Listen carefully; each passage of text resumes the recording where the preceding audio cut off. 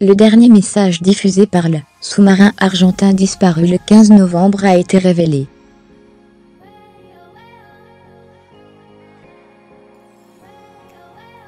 Il signale un problème de batterie à l'origine d'un début d'incendie. Le dernier message de la race en juin a été transmis par le commandant du sous-marin au commandant de l'instruction, Claudio Javier Villamide, le 15 novembre dernier à 8h52.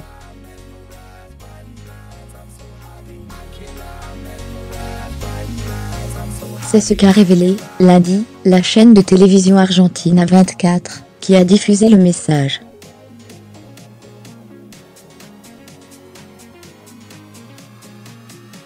La disparition du sous-marin avait déclenché des recherches intensives, il y a 12 jours, impliquant 14 pays.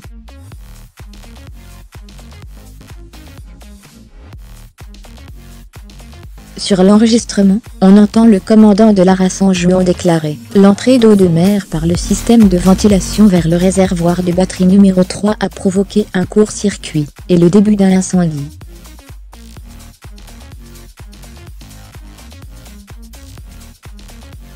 Les batteries de proue sont hors service. Nous naviguons pour le moment en immersion.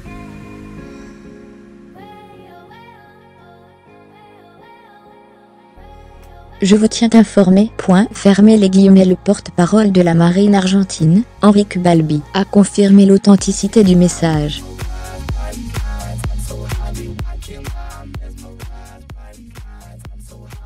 L'eau est passée par le système de ventilation vers le bac à batterie, provoquant un court-circuit, qui n'a pas donné lieu à un incendie, et qui a été vite maîtrisé.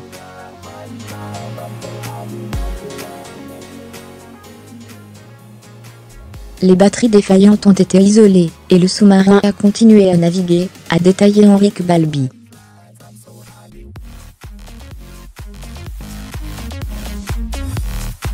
Dans cette dernière transmission, reçue par radiofréquence à la base marine, le capitaine de l'appareil a signalé, en plus du court-circuit, et du début d'incendie dans les batteries, une arrivée d'eau par le tuba qui sert à renouveler l'oxygène dans la cabine.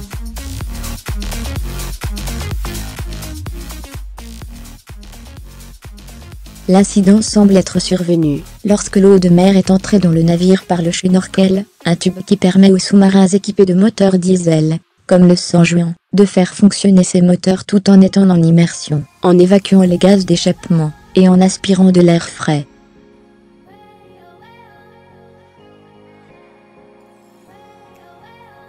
Malheureusement, nous n'avons toujours pas localisé ou détecté le sous-marin, a poursuivi le porte-parole de la marine argentine.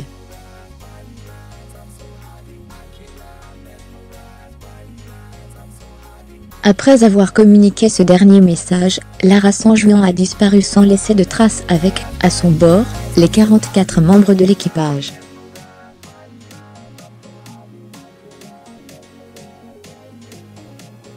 Cette dernière communication a eu lieu 4 jours après son appareillage, dimanche 11 novembre, d'Ushuaia, dans l'extrême sud de l'Argentine, pour regagner Mar del Plata, son port d'attache.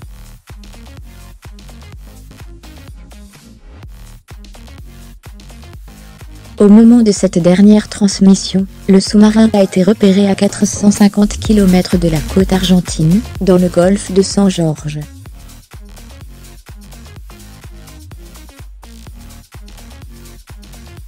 La marine argentine avait annoncé, le 23 novembre, que les analyses de l'anomalie hydroacoustique détectée dans la zone où se trouvait le sous-marin argentin le 15 novembre, date de sa disparition, avaient les caractéristiques d'une explosion.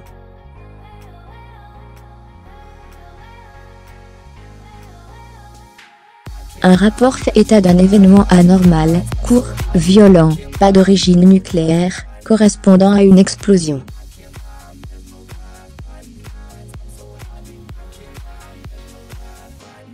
Les opérations depuis se concentraient sur une zone plus réduite de 36 km de rayon autour de la dernière position du San Juan, alors que la zone de recherche, il y a une semaine, était de 600.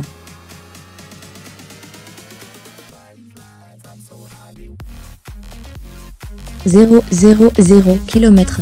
Fermez les guillemets. Lire aussi Argentine. Encore un espoir déçu. Le sous-marin reste introuvable. Toute l'attention est actuellement concentrée sur l'endroit où les capteurs ont enregistré l'explosion.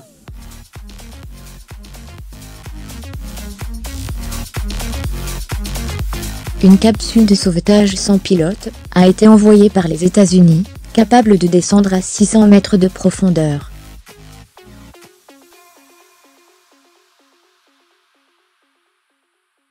Même si les chances de retrouver des survivants sont quasi nulles, le porte-parole de la marine argentine a précisé qu'il n'avait pas d'idée précise sur le volume d'oxygène disponible à l'intérieur du navire, ainsi que le degré de résistance de sa coque soumise à une explosion et la pression des grandes profondeurs.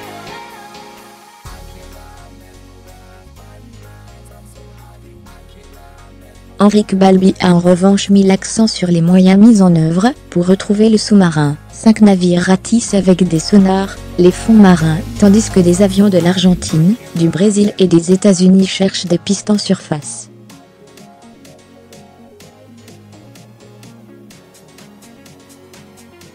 L'incertitude a alimenté toutes sortes de versions sur les médias sociaux concernant les causes de la disparition du San Juan.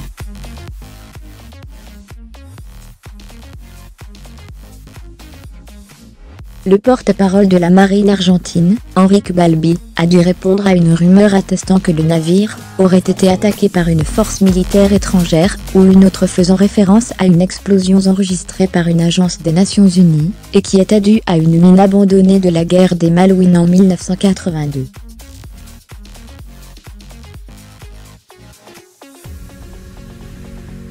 Nous n'avons aucune indication qu'il y a eu une attaque extérieure. Et nous n'avons aucune preuve de présence de mine.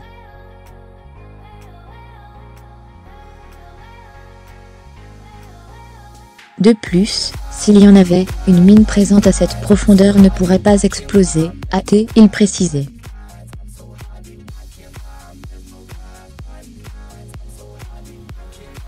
Pendant ce temps, les membres de la famille des 44 membres d'équipage ont vécu, lundi, des moments de tension intense.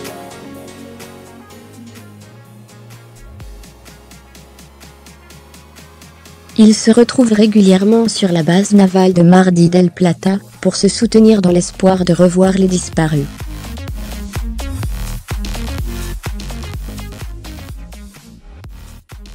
Itatí Leguizamón, l'épouse d'un capitaine à bord, a été attaquée par des parents d'autres marins après avoir pris la parole à la télévision.